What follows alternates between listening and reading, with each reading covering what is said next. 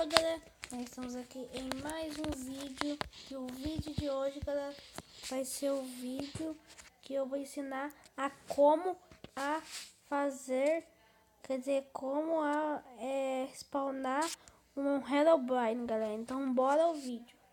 Galera, vocês vão precisar de um ouro, um bloco de ouro.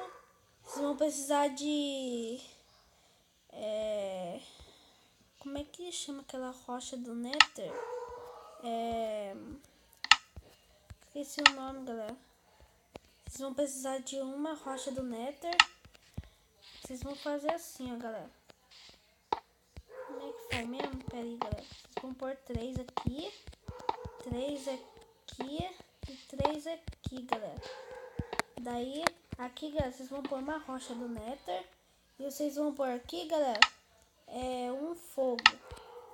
Daí, galera, é só vocês torcer pra cair o raio bem aqui no fogo. Quando cair o raio bem aqui no fogo, galera, daí vai começar a surgir o Nether, o Herobrine. Então, esse foi o vídeo, galera.